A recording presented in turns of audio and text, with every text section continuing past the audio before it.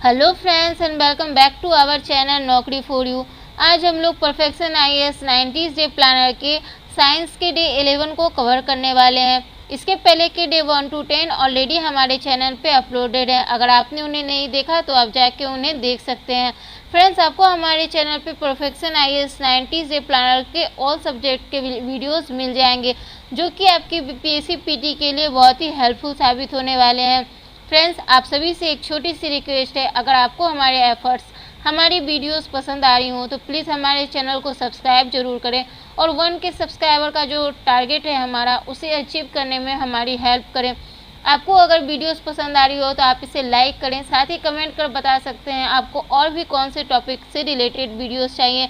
अपने फ्रेंड्स और study group में भी इसे शेयर करें। चलिए फ्रेंड्स, शुरू करते हैं आज का ये बहुत ही इम्पोर्टेंट टॉपिक। तो आज का जो टॉपिक है वो है पारिस्थितिकी एवं जैव विविधता। तो हाल के जो वर्षों में देखा गया है कि इस टॉपिक से जो है सारे एग्जाम्स में क्वेश्चन रह ही रहे हैं, तो ये टॉपिक बहुत ही इम्पोर्टेंट हो गया है। चलिए देखते हैं अपने सबसे पहले प्रश्न को। निम्नलिखित युग्मों पर विचार करें और सही विकल्प को चिन्हित करें। तो देखते हैं इसका करेक्ट आंसर क्या हो जाएगा। इसका करेक्ट आंसर हो जाएगा बी। इसमें से केवल 2 युग्म सुमेलित हैं, तो इनमें से जो 2 हैं वो 1 और 2 सही है, बाकी 3 और 4 गलत है। तो 1 और 2 को हम देख लेते हैं। Sorry friends. तो पहला है जन्म दर। जनसंख्या में किसी निश्चित अवधि के दौरान जन्मों की संख्या जो प्रारंभिक घनत्व में जोड़ी जाती है। दूसरा है मृत्यु दर। किसी निश्चित अवधि के दौरान जनसंख्या में होने वाली मौतों की संख्या। बढ़ते अपने अगले प्रश्न पर। उससे पहले और भी एक्सप्लेनेशन को देख लेते हैं। अप्रवासन विचाराधीन समयावधि के दौरान अन्यत्र से निवास स्थान में आए समान प्रजाति के व्यक्तियों की संख्या। उत्प्रवास जनसंख्या के उन व्यक्तियों की संख्या जो समयावधि के दौरान सोच विचार कर अपना निवास स्थान छोड़कर अन्यत्र चले जाते हैं। नेक्स्ट है अंतर विशिष्ट अंतःक्रिया। 2 अलग अलग प्रजातियों की आबादी के बीच अंतःक्रिया से उत्पन्न होती है। इसके लिए जिम्मेदार निम्नलिखित कथनों पर विचार करें। तो कौन सा कथन सही है? करेक्ट आंसर हो जाएगा डी, ना तो 1 ना ही 2, दोनों ही गलत हैं। बढ़ते अपने अगले प्रश्न पर। तो यहाँ सूची 1 को सूची 2 से सुमेलित करना है। देखते हैं इसका करेक्ट आंसर ये रहा। पारस्परिकता, दोनों प्रजातियों को लाभ। प्रतिस्पर्धा, दोनों प्रजातियों को हानि होती है। परजीविता, एक प्रजाति को लाभ होता है और यह अंतःक्रिया दूसरी प्रजाति के लिए हानिकारक होती है। परभक्षण, एक प्रजाति को लाभ होता है और यह अंतःक्रिया दूसरी प्रजाति के लिए हानिकारक होती है। बढ़ते हैं अगले प्रश्न पर। परजीवियों के संबंध में निम्नलिखित कथनों पर विचार करें। कौन से कथन सही हैं? तो इसका करेक्ट आंसर हो जाएगा डी, ऊपर के सभी। परजीवियों ने विशेष अनुकूलन विकसित कर लिए, जैसे अनावश्यक इंद्रियों को नष्ट हो जाना।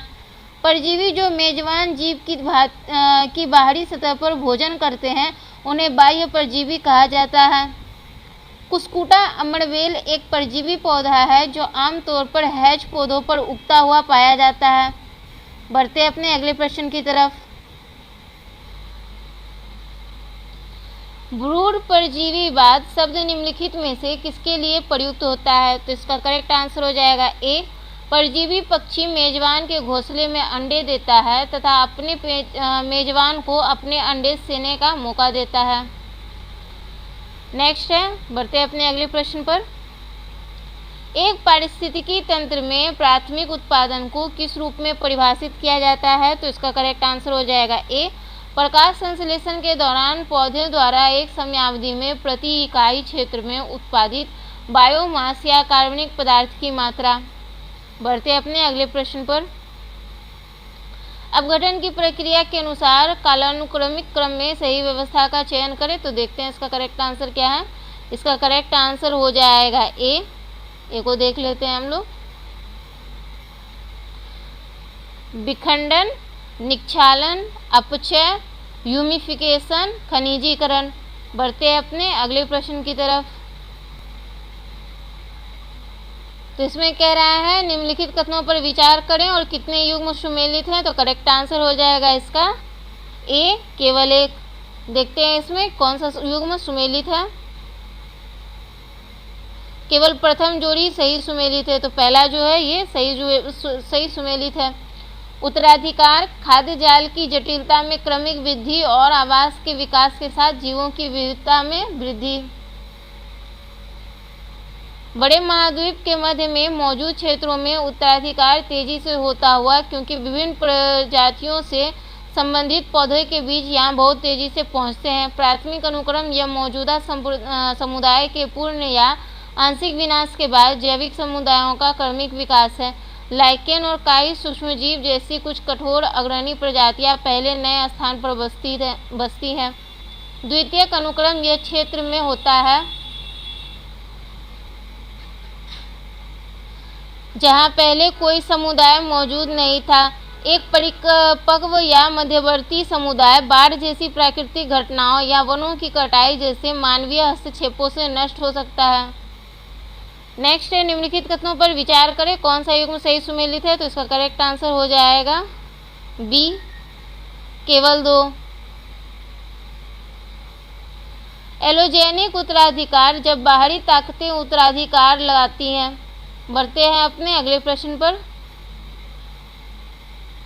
कैल्प वनों के संबंध में निम्नलिखित कथनों पर विचार करें, तो इसका करेक्ट आंसर हो जाएगा डी, सारे सही हैं। ये बड़े भूरे समुद्री शैवाल हैं। ये उथले महासागरों और पोषक तत्वों से भरपूर पानी में पानी के नीचे के जंगलों में उगते हैं। उन्हें प्रमुख प्रजाति माना जाता है। वे टायर निर्माण, आइसक्रीम उद्योग जैसे उद्योगों में उपयोगी हैं। बढ़ते हैं अपने अगले प्रश्न पर। जलीय पारिस्थितिकी तंत्र के संदर्भ में निम्नलिखित युग्मों पर विचार करें, तो पूछ रहा है कौन सा युग्म सही सुमेलित है, तो करेक्ट आंसर हो जाएगा ए, केवल 1। तो यहाँ रहे सही सुमेलित जोड़े, इन्हें देख लेते हैं। न्यूस्टोन वे वायु जल इंटरफेस पर रहते हैं।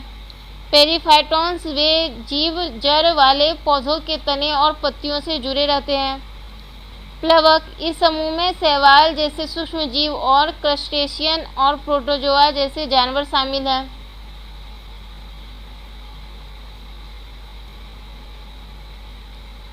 नेक्टन इस समूह में वे जानवर शामिल हैं जो तैराक हैं। बेंथोस ये जीव जल द्रव्यमान के तल पर पाए जाते हैं। अगला प्रश्न है, निम्नलिखित कथनों पर विचार करें, कौन सा कथन गलत है, तो करेक्ट आंसर हो जाएगा डी, इनमें से कोई भी नहीं। तो सारे सही हैं, कोई भी गलत नहीं है।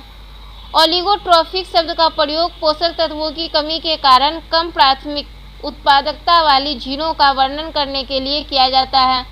यूट्रोफिकेशन वह प्रक्रिया है जिसके द्वारा जल का एक भाग खनिजों और पोषक तत्वों से अत्यधिक समृद्ध हो जाता है। मृत क्षेत्र या हाइपोक्सिया जल में ऑक्सीजन के कम स्तर को संदर्भित करता है, जो यूट्रोफिकेशन के परिणाम स्वरूप होता है। बढ़ते अपने अगले प्रश्न की तरफ। निम्नलिखित कथनों पर विचार करें, कौन सा कथन सही है, तो करेक्ट आंसर हो जाएगा बी, केवल 2। समुद्री अपवेलिंग एक समुद्र विज्ञान संबंधी घटना है जिसमें पोषक तत्वों से भरपूर पानी की हवा द्वारा संचालित गति गहरे पानी से समुद्र की सतह की ओर होती है। बढ़ते अपने अगले प्रश्न पर। मैंग्रोव के संबंध में निम्नलिखित कथनों पर विचार करें, कौन सा सही है, तो इसका करेक्ट आंसर हो जाएगा सी, 1 और 2 दोनों। ये सदाबहार वन है जो उष्णकटिबंधीय और उपोष्णकटिबंधीय क्षेत्रों के आश्रययुक्त निचले तटों, मुहानों, कीचड़ और ज्वारीय खाड़ी, बैकवाटर, दलदलों और लेगून में उगते हैं। वे लवण सहिष्णु या लवण मृदोद्भिद है, कठोर पारिस्थितिकी स्थितियों के अनुकूल होते हैं। अगला प्रश्न है, निम्नलिखित कथनों पर विचार करें, तो अभिकथन है मैंग्रोव न्यूमेटोफोर्स उत्पन्न करते हैं जिन्हें अंधी जड़ें या हवाई जड़ें कहा जाता है। कारण यह अवायवीय मृदा स्थितियों या अपस्थानिक जड़ों में श्वसन समस्याओं को दूर करने में मदद करता है। इसका करेक्ट आंसर हो जाएगा ए, अभिकथन और कारण दोनों सत्य हैं। कारण अभिकथन की सही व्याख्या है। बढ़ते हैं अपने अगले प्रश्न पर। निम्नलिखित में से कौन सा सही है, तो करेक्ट आंसर हो जाएगा सी, 1 और 2 दोनों। मैंग्रोव प्रजनन की जीवंतता विधि प्रदर्शित करता है। कुछ मैंग्रोव अपने पत्तों के माध्यम से अतिरिक्त लवण स्रावित करते हैं। बढ़ते अपने अगले प्रश्न पर। मैंग्रोव की भूमिका के संबंध में कौन सा कथन सही है? तो करेक्ट आंसर हो जाएगा डी, सभी। तटीय मृदा क्षरण को रोकना, सुनामी और बाढ़ से तटीय भूमि की रक्षा करके जैव ढाल के रूप में कार्य करना, पोषक तत्व पुनर्चक्रण, वनस्पतियों और जीव जंतुओं को आवास प्रदान करना, लकड़ी अग्नि और औषधीय पौधों की आपूर्ति करता है। बढ़ते अपने अगले प्रश्न की तरफ। वे अत्यधिक उत्पादक हैं और उन्हें महासागरों के उष्णकटिबंधीय वर्षा वन के रूप में भी जाना जाता है। उन्हें freezing reef, patch reef, barrier reef और एटोल में वर्गीकृत किया गया है। उन्हें वन्यजीव संरक्षण अधिनियम 1972 की अनुसूची में शामिल किया गया है। इस प्रकार उन्हें अधिकतम सुरक्षा प्रदान की जाती है। निम्नलिखित में से किसकी स्पष्टीकरण ऊपर दिया गया है? तो करेक्ट आंसर हो जाएगा सी, मूंगे की चट्टान। बढ़ते अपने अगले प्रश्न की तरफ। कोरल ब्लीचिंग तब होती है जब कोरल पॉलिप्स अपने ऊतकों के अंदर रहने वाले शैवाल को बाहर निकाल देते हैं। ऐसे मामलों में कोरल अपना चमकीला रंग खो देता है और सफ़ेद हो जाता है। कोरल ब्लीचिंग के कारणों के बारे में निम्नलिखित बिंदुओं पर विचार करें। तो इसका करेक्ट आंसर हो जाएगा डी, सभी बिंदु जो हैं वो सही है। गर्म पानी का तापमान, सौर विकिरण, उपवायुमंडलीय एक्सपोजर, अवसादन, मीठे पानी का कमजोरीकरण, एपिजूटिक्स या रोगजनक। बढ़ते अपने अगले प्रश्न पर। नाइट्रोजन चक्र के अंतर्गत नाइट्रोजन के कई रासायनिक रूपों में परिवर्तित हो जाती है क्योंकि यह वायुमंडल से मिट्टी में, जीवों में तथा वापस वायुमंडल में प्रवाहित होती है। नाइट्रोजन चक्र के बारे में निम्नलिखित कथनों पर विचार करें। तो इसका करेक्ट आंसर हो जाएगा ए, केवल एक जो है वो सही है। नाइट्रोजन निर्धारण, कुछ सूक्ष्मजीव वायुमंडलीय नाइट्रोजन को अमोनियम आयन में स्थिर करने में सक्षम है। बढ़ते अपने अगले प्रश्न पर। निम्नलिखित कथनों पर विचार करें, कौन से कथन सही हैं? तो इसका करेक्ट आंसर हो जाएगा सी, 1 और 2 दोनों। उत्तरी और दक्षिणी ध्रुवों, सबसे ऊंचे पहाड़ों और सबसे गहरे महासागरों के छोर पर बायोस्फीयर अनुपस्थित है। कभी कभी कवक के बीजाणु 8000 मीटर से अधिक ऊंचाई पर मौजूद होते हैं। निम्नलिखित कथनों पर विचार करें, उपयुक्त में से कौन सा कथन सही है? तो इसका करेक्ट आंसर देखते हैं क्या होगा। करेक्ट आंसर हो जाएगा इसका बी, केवल 2। नीके से तात्पर्य किसी पारिस्थितिकी तंत्र में किसी प्रजाति की अद्वितीय कार्यात्मक भूमिका या स्थान से है। बढ़ते अपने अगले प्रश्न पर। फ्रेंड्स, अगर आपने यहाँ तक वीडियो को देखा है और अभी तक लाइक नहीं किया है तो प्लीज़ लाइक कर दें। आगे चल के आप लाइक करना भूल जाएंगे। साथ ही आप कमेंट करके बता सकते हैं आपको और भी कौन से टॉपिक से रिलेटेड वीडियोस चाहिए।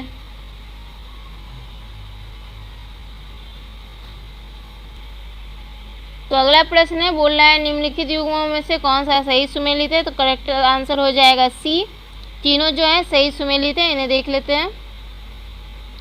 प्रमुख प्रजाति, किसी प्रजाति को किसी विशिष्ट आवास, मुद्दे, अभियान या पर्यावरणीय कारण के प्रतिनिधि, प्रतीक या राजदूत के रूप में चुना जाता है।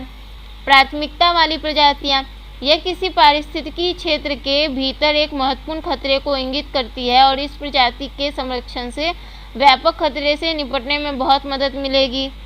संकेतक प्रजातियां, किसी पारिस्थितिकी तंत्र की स्थिति या उस पारिस्थितिकी तंत्र के भीतर होने वाली किसी विशिष्ट प्रक्रिया के बारे में जानकारी प्रदान करने और उसका प्रतिनिधित्व करने के लिए चुनी गई प्रजातियां।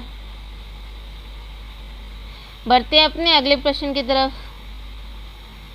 जैव विविधता एक शब्द है जिसका उपयोग पृथ्वी पर जीवन की विशाल विविधता का वर्णन करने के लिए किया जाता है। यह आनुवंशिक प्रजाति और पारिस्थितिकी तंत्र के स्तर पर भिन्नता का माप है। जैव विविधता के संबंध में निम्नलिखित कथनों पर विचार करें। तो इसका करेक्ट आंसर हो जाएगा डी, ना तो एक ना ही दो, दोनों जो है दोनों में से कोई भी सही नहीं है। बढ़ते अपने अगले प्रश्न पर। जैव विविधता के 3 स्तरों के संबंध में कौन सा युग्म सही सुमेलित है? तो इसका करेक्ट आंसर हो जाएगा डी, ऊपर के सभी। आनुवांशिक विविधता यह किसी विशेष प्रजाति के भीतर जीन की परिवर्तनशीलता से संबंधित है। प्रजाति विविधता यह पृथ्वी पर रहने वाले जीवों की विविधता को संदर्भित करता है। पारिस्थितिकी तंत्र विविधता यह विभिन्न प्रकार के आवासों जैसे घास के मैदान, रेगिस्तान, अनेक उपवनों को संदर्भित करता है। बढ़ते अपने अगले प्रश्न पर।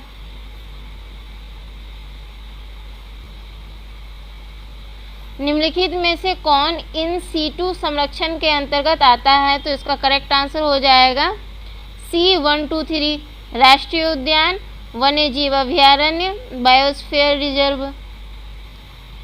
इन सीटू संरक्षण इसका उद्देश्य जैव विविधता को उन प्राकृतिक आवासों में बनाए रखना है जिनमें वे पाए जाते हैं, जैसे राष्ट्रीय उद्यान, अभयारण्य, बायोस्फीयर रिजर्व, आरक्षित वन, संरक्षित वन। एक्स सीटू संरक्षण इसका उद्देश्य उन क्षेत्रों के बाहर जैव विविधता का संरक्षण करना है जहां वे स्वाभाविक रूप से पाए जाते हैं, उदाहरण के लिए बीज बैंक और वनस्पतिक उद्यान। तो इनमें से पूछ रहा है जो कौन सा कथन सही है, तो इसका करेक्ट आंसर हो जाएगा सी। 1 और 2 दोनों सही हैं। फाइटोप्लैंक्टन प्लवक समुद्र के स्वपोषी घटक हैं और महासागर और मीठे पानी के पारिस्थितिकी तंत्र का एक महत्वपूर्ण हिस्सा है। प्राण प्लवक विषमपोषी होते हैं और अर्थात वे अपना भोजन स्वयं नहीं बना सकते तथा उन्हें भोजन के रूप में अन्य पौधों या जानवरों का उपभोग करना पड़ता है। बढ़ते अपने अगले प्रश्न पर। इसके एक्सप्लेनेशन को देखते हैं। सभी फाइटोप्लैंक्टन में क्लोरोफिल होता है और वे प्रकाश संश्लेषण करते हैं। इस प्रकार वे प्रकाश संश्लेषण के दौरान स्वाभाविक रूप से कार्बन डाइऑक्साइड को हटाकर कार्बन सिंक के रूप में कार्य करते हैं। फाइटोप्लैंक्टन के सामान्य प्रकार साइनोबैक्टीरिया, प्रोटिस्ट और हरे शैवाल हैं। जूप्लांक्टन प्लवक समुदाय के प्राणी घटक हैं। जूप्लांक्टन के उदाहरणों में छोटे कशाभिकाएं और विशाल जेलीफिश शामिल है। ओके फ्रेंड्स, तो आज का हमारा जो है साइंस का डे 11 यहीं पे कंप्लीट होता है। अगर आपको हमारे वीडियो पसंद आई हो तो लाइक ज़रूर करें। साथ ही अगर आप हमारे चैनल पे न्यू हैं, अगर आपने इसे अभी तक सब्सक्राइब नहीं कर रखा तो प्लीज़ जल्दी से हमारे चैनल को सब्सक्राइब कर दें। आप कमेंट कर बता भी सकते हैं आपको और भी कौन से टॉपिक से रिलेटेड वीडियोस चाहिए।